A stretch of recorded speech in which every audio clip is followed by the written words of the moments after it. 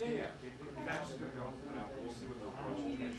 Yeah, let's check that line. One second, because like here about 5 minutes or so, people haven't shut it off. I think I have it. Yeah. No.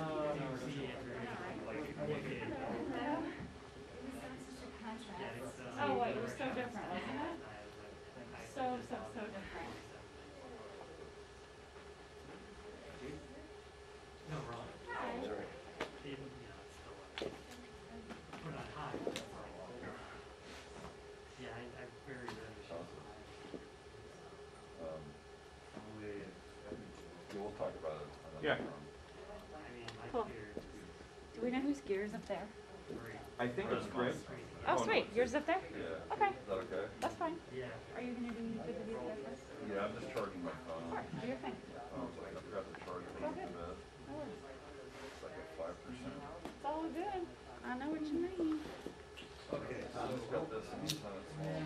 This, we have votes at 11:30. Oh, cool. Okay. So there's 4 Senate votes at 11:30. If you guys need any senators specifically. Okay. Good. Then we have another series at 1:30. Oh, at 1:30? Okay, good. Yeah. So, busy day. Sorry, I didn't go back. Like, really have to like up pretty much everything.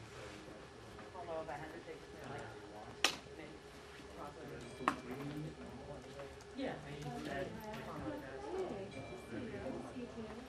We'll give it like a minute more or so, and then we'll go out into the hallway, okay, guys? Give it like a minute or so, and then we'll go out into the hallway. thank you so much.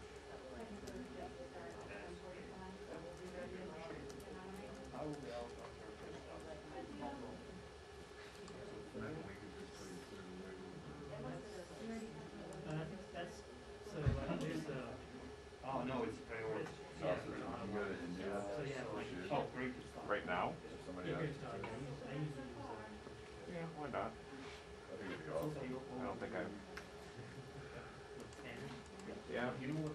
I mean, you've been vaccinated. Yeah, I'll. Yeah, that's a good point. That would go. Yeah, Really, You you might want want to to get indoor. sick anyway. Yeah, the other stuff will get us sick.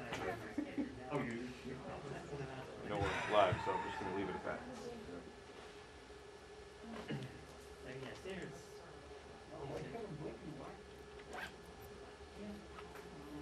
Not many meetings like this. So what? Next? This show? That's what I use. You got a 2-minute warning. Yeah, because she'll put So it's not, her yeah, like, it usually is. lead person, I can't forget her name, will put the stuff on the table. You know what I'm talking about, her. It's really good for raw. Yes, I can't remember her name. I was looking at her. I know her. She usually comes in. She's usually really good about that. Yeah. Yeah.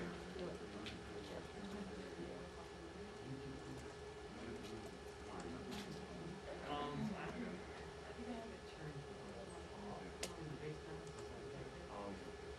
Base masking, I'm not sure, once we get into the aftermath, I think I'll remember the camera actually does. Oh God, I want to see how we do. I've had several places where just like, am I just bad at this? Am I going blind? Yeah, Also, like, I pushes her. bumped my semi-coated spikes. Oh, no. The insides are, hoping they put it out before the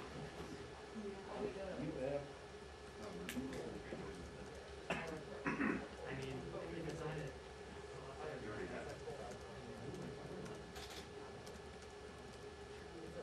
So in general, Yeah. The only problem is, I have to, people basically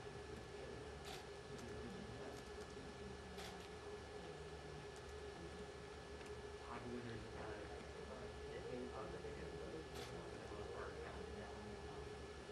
it's the same with 10. That's what you conclude is like. so which means you cannot use a, you cannot trigger what's built on your phone.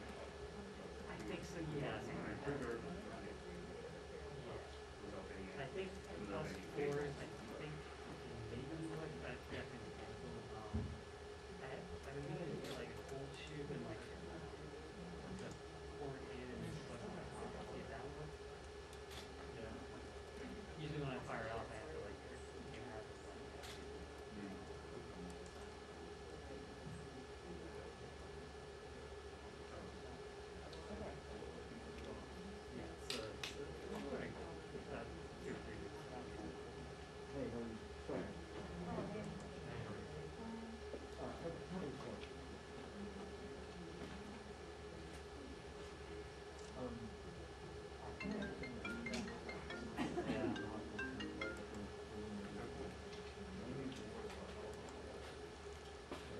Hey. No, it was on my.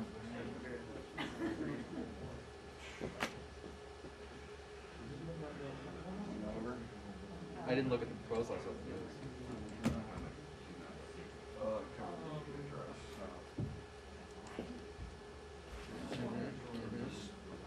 Allergy to what the allergy. I'm not like alcohol. Yep. Allergy. True.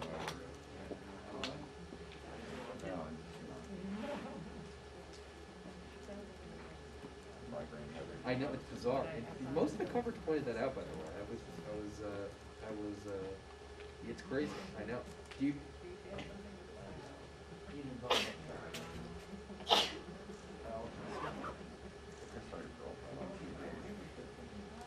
They did, yeah.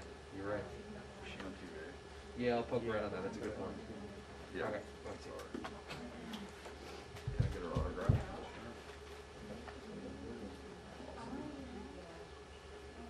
You're saying you need to talk. Dude, that was day one. You got lucky. So Nash's going first, I think what means you're gonna go. Don't forget it. Yeah, yeah, you and your ones that are waiting for paper. Oh, yeah. Thank you. Yeah, since we're. Thanks for working today. Yeah, you guys come.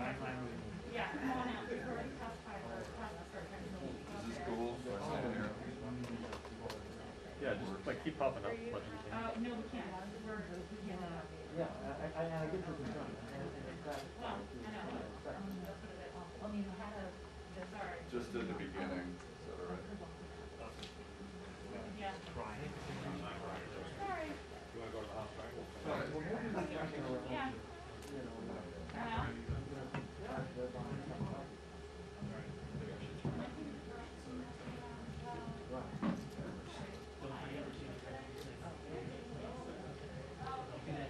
Oh, yeah. Right. Well, I think that's the thing too, is that looking at people like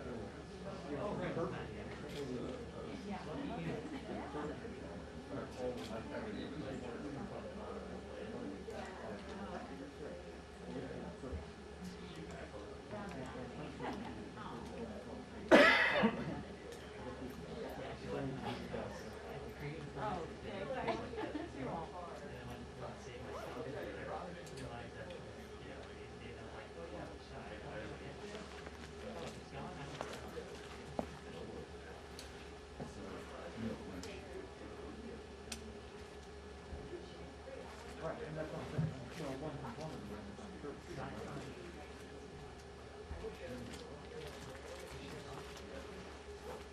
well, that's pretty good. And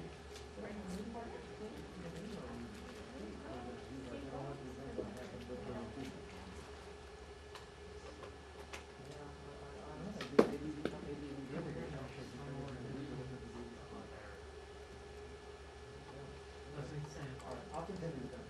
Okay, all right, thank you. I don't know if there's something good on this.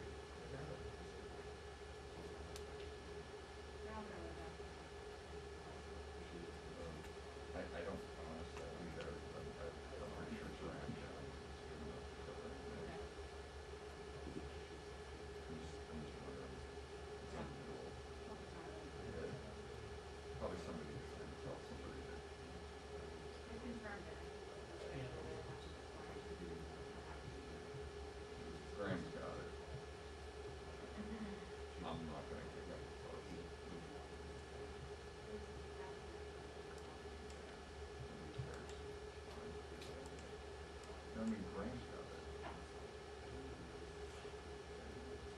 Anyhow.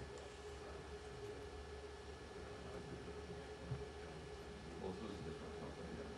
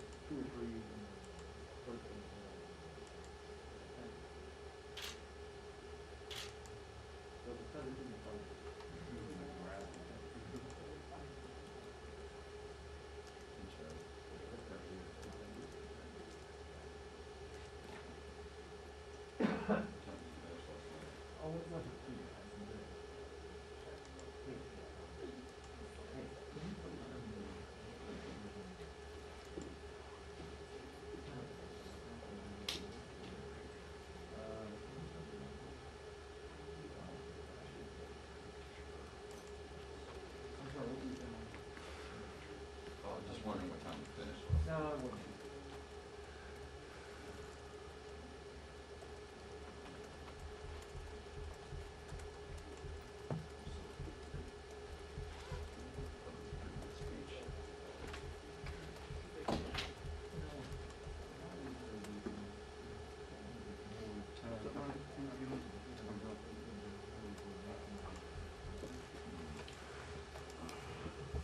Seems like they took chairs out of here, doesn't it? Yeah, it really does.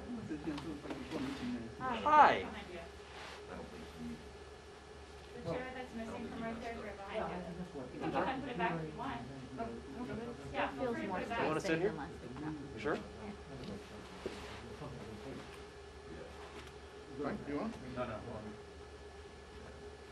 Something about full. Kind of about full, I think. Audio, but it's gonna come out today if you would like. The audio will come out. Yeah, it's scheduled to post it. Okay, thank I think that's the. I mean, I could give it to you now if you One need it. chair each. Okay. Thank you. Huh? There can be only one.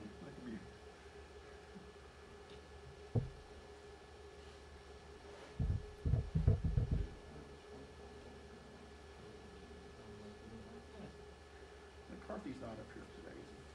He's not doing anything today. No? Well, I mean, I don't know what he's doing, he's not here.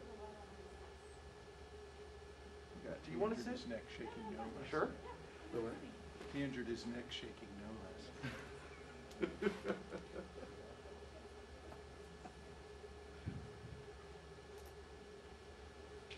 Got 2 minutes, everybody. You bet.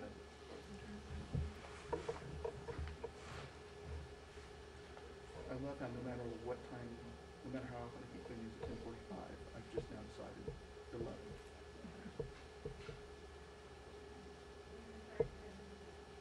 She's gonna sting you one day.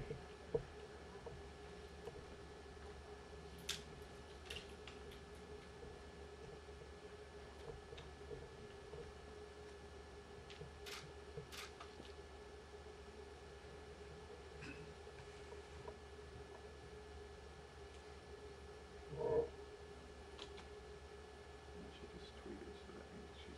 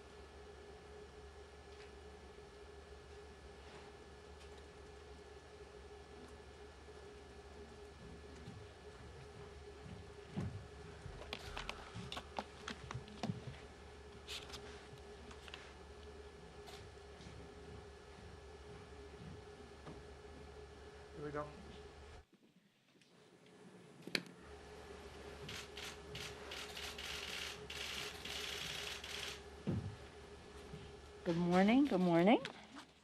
Good morning it is today. Today we celebrate 100 days of the Biden-Harris administration. In that time, working together, Democrats have made historic progress to defeat the pandemic and to address the economic crisis, administering over 200 million doses. Imagine the president had 100 million as his goal, and we've exceeded 200 million shots, delivering over 160 million checks and putting $1 trillion into workers' pockets. And we've made historic progress to build back better, cutting child poverty in half.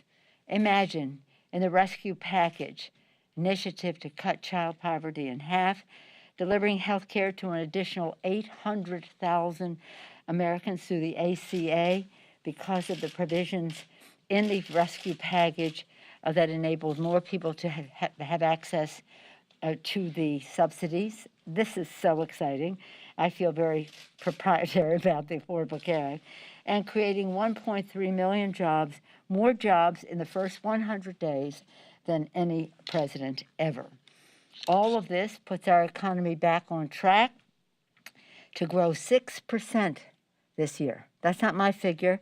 That's according to the International Monetary Fund. The IMF has said, and this is the fastest pace in over 40 years, in nearly 40 years.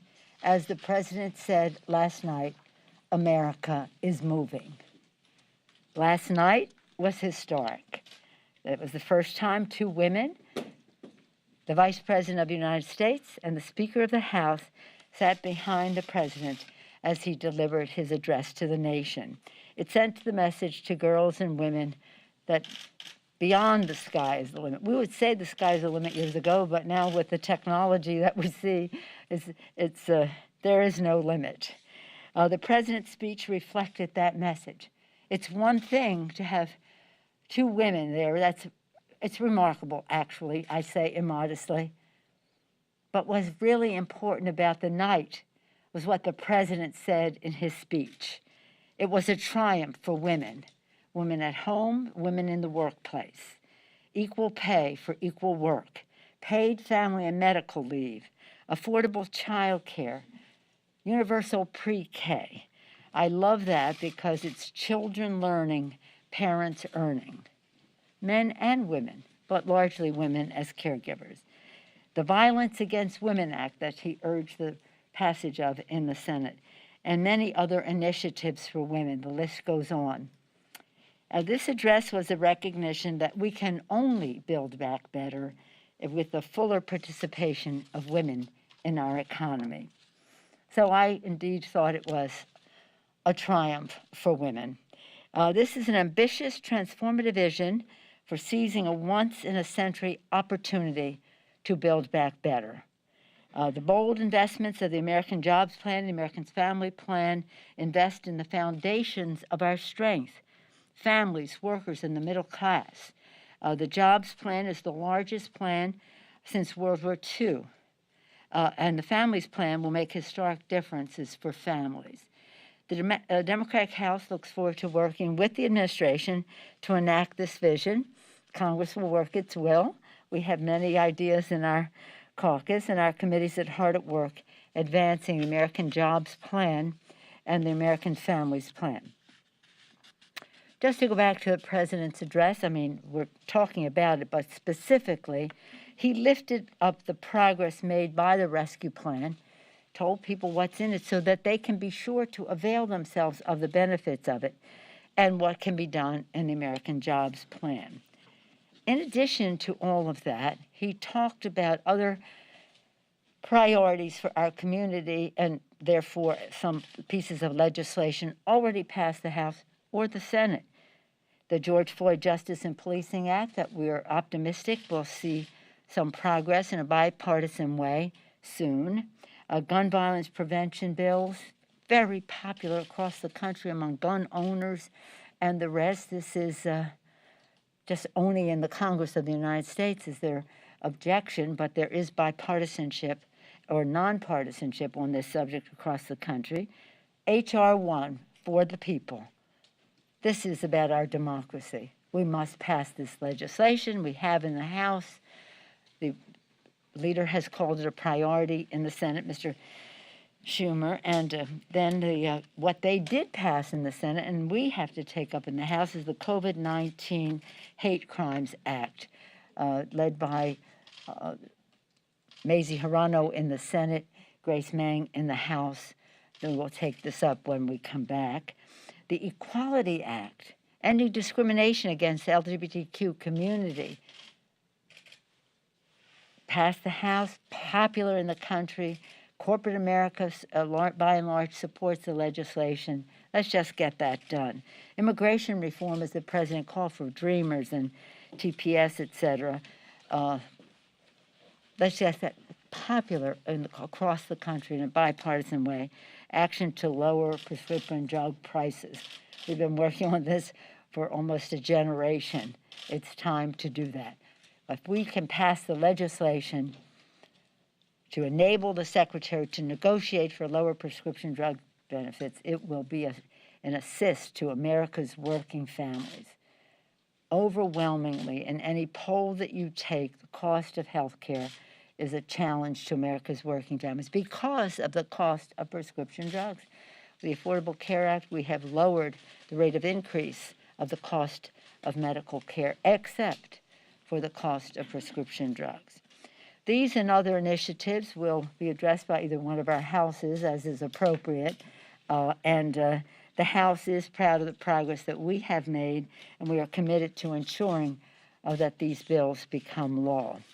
So again, 100 days. What a difference a day makes. What a transformation 100 days makes. Thank you, Mr. President. Especially thank you for making your speech, your presentation, such a triumph for women. Any questions? Yes, ma'am. Hi, good morning. You covered a lot of topics this morning on CBS. I want to ask about something that didn't come up about the House itself. Roughly, two questions. Roughly, what percentage of the House do you think is fully vaccinated right now? And then second, there has been some pushback, there's been some pushback from both the right and the left about requiring social distancing and fully masked participants last night. Why not consider something like requiring that everyone be fully vaccinated? Why require masks at a time when public health officials want the message to be about vaccination? Well, public health officials still encourage wearing masks indoors. But your question is an excellent one that should be made to every member of Congress. We are guided by the Capitol attending physician and the sergeant at arms, but the science demands why we have masks on still. With more, as you rightly point out, with more vaccinations, we should be able to have shorter period of time for voting so that we, if we're all vaccinated, still with a mask inside, but nonetheless. Perhaps when we are speaking would be a time we could, as you did, take down the mask, but so far that's not what we can do. So here's the thing. We cannot require someone to be vaccinated. That's just not what we can do. It is a matter of privacy to know who is or who isn't. I can't go to the Capitol physician and say, give me the names of people who aren't vaccinated so I can go encourage them to or make it known to others to encourage them to be vaccinated. So we can't do that. But you would hope that science would guide them to protect themselves, their family members, and be good colleagues in the workplace to get vaccinated. And the sooner that happens, the better for everything in terms of, because all of the requirements that we had last night were not about security by and large. That security issue is always there when the President of the United States is president.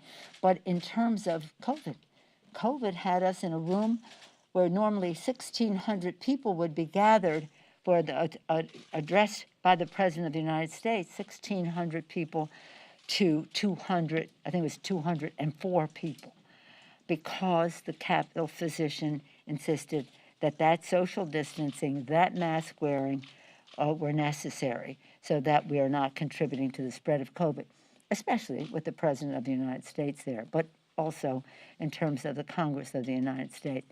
So if we could, but we can't, require vaccinations for the members, much less for the American people. Some people want to say, don't come into my store unless you're vaccinated, this or that. It causes commotion. But we don't have too much. I mean, there are some individuals who say, and I don't even know who they are, but if you say there are, that they don't want to social distance and they don't want to wear a mask, but that's incidental. It's not anybody important. The house is vaccinated, do you know right now? The percentage? Yeah. It's about, I think it's about 75%. It's about, it may be in the last few days some more, but I think it's about 75%. But again, the physician cannot tell us, Democrats, Republicans, or who. And that's right, we should be respecting people's privacy, but that's approximately what it is.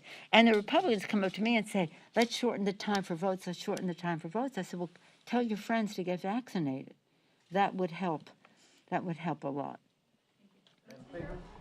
What do you got, Chad?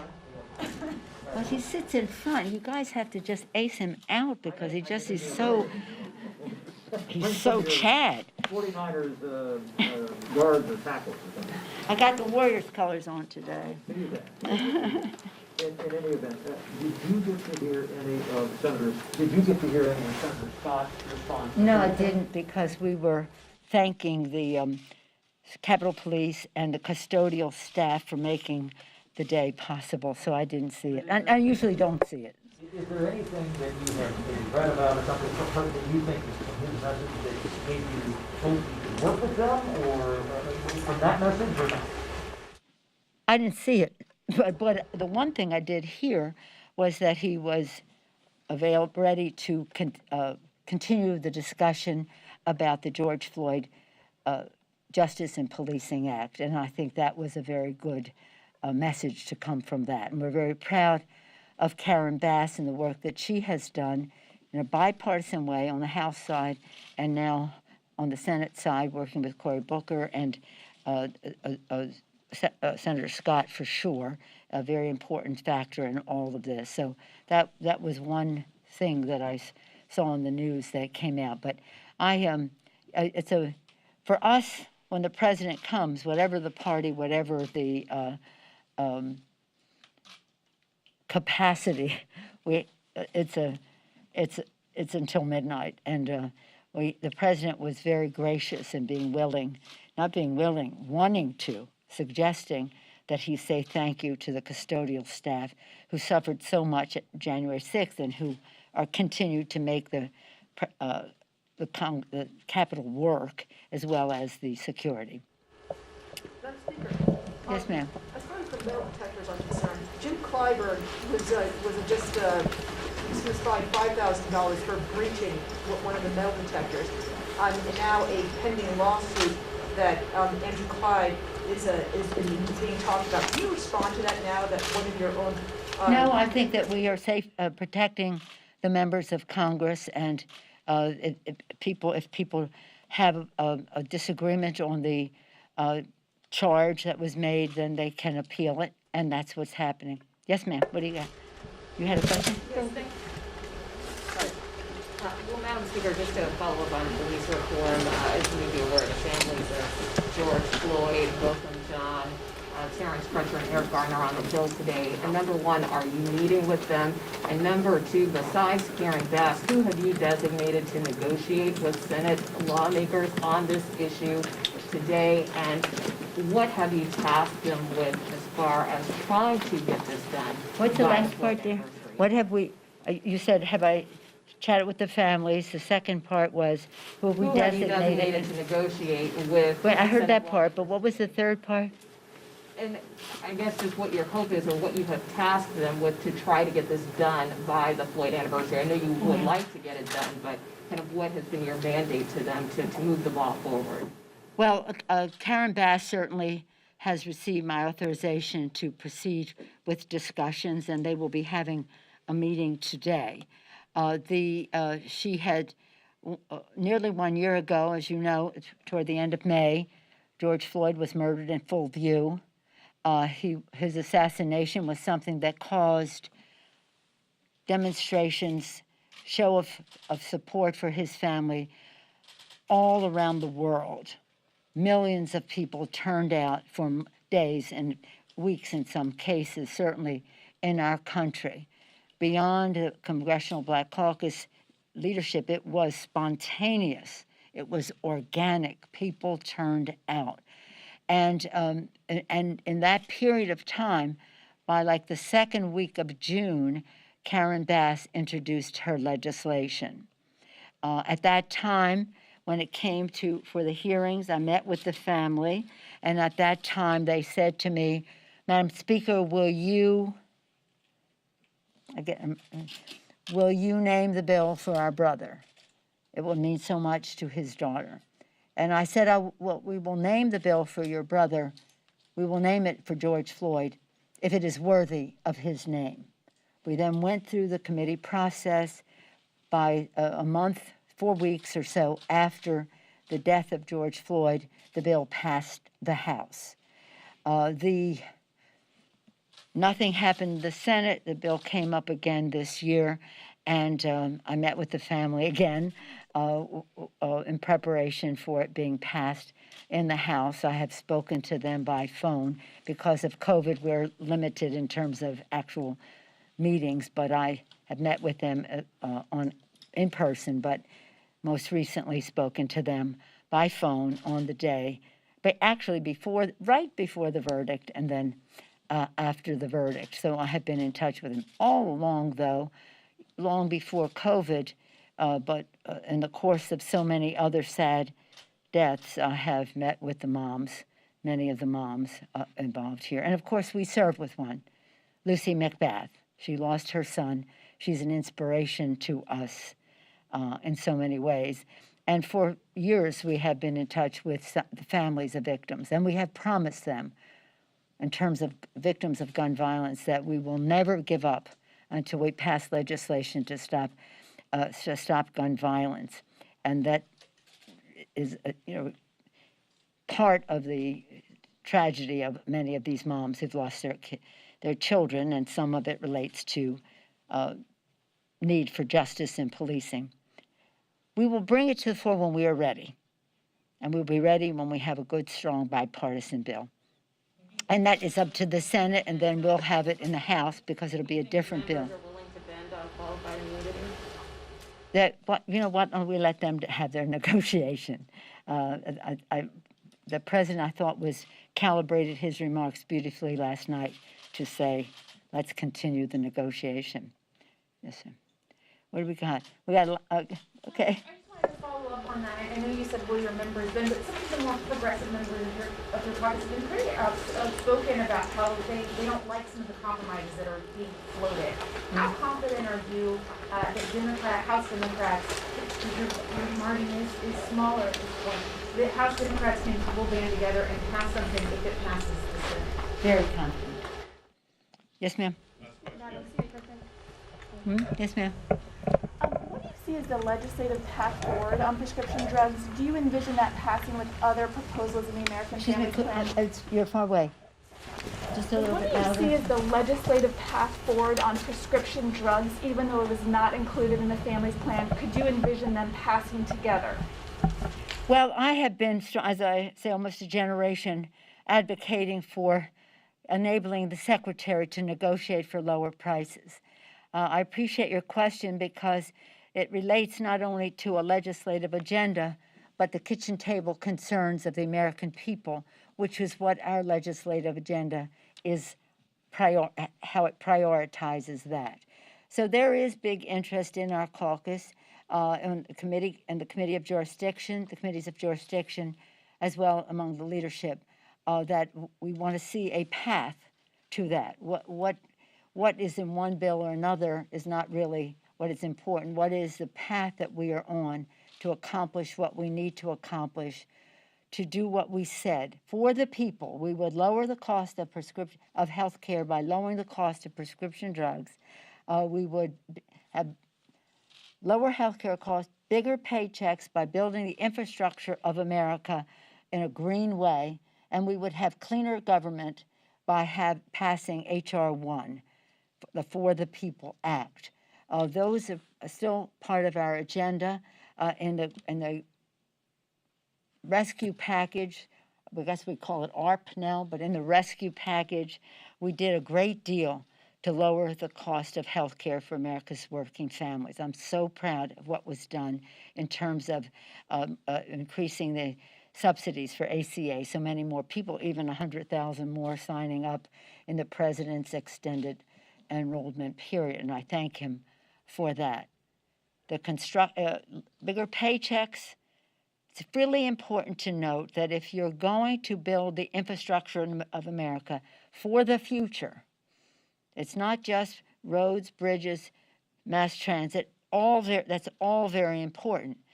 It's water systems, it's schools, it's housing, it's broadband, a very significant part of our package that might not have been 10, 20 years ago in a package. Should have been, but it wasn't. So as we go forward, if we're going to build back better, we have to do so with a strong workforce development piece. Workforce development piece. The personal infrastructure must be built in order for the physical infrastructure to involve everyone in its success. And that's why, whether it's women, minority, people of color, veterans, rural, Native American communities, as well as businesses, must be able to participate in all of that. So it is the question you ask is one that is very supported in our caucus, that we would negotiate for lower prices. When we first did it, way back when, again, you've heard me say this almost every week, in 2005, in our campaign to win back the House in 2006, our 6 for 06 agenda had 6 priorities that we would pass in the first 100 hours. 5 of them became law, 1 did not, because we didn't have 60 votes in the Senate, enabling the secretary to negotiate for lower prices for Medicare.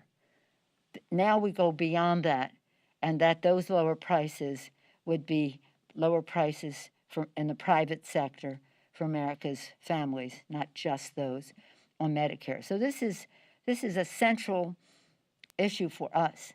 But we are all, to get back to your question, we are all united around what the president put forth last night.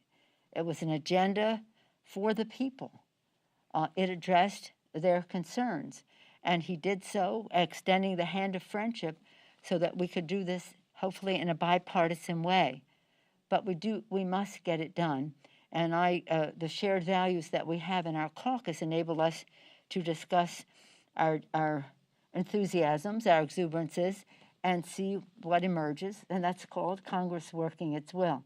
So I'm proud of every member of our caucus and their ability to weigh the equities in terms of a bill coming down the pipe. Unlike the Republicans who vote against the bill and then show up and take credit. Oh, I voted for restaurants. Oh, you didn't vote for restaurants to have a grant.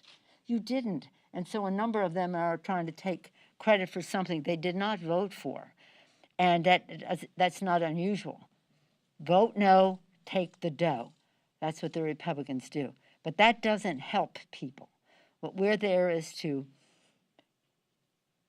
have the courage to pass the laws that hopefully are in a bipartisan way, but if not, to make sure we're meeting the needs of the people. And all of these things will come to the floor, every part of it, when they are ready. And I'm hoping that the George Floyd Justice and Policing Act will be soon. Today they are meeting. I think that's great. I pray that they will be successful in a very strong bipartisan way, bicameral way. Thank you all very much.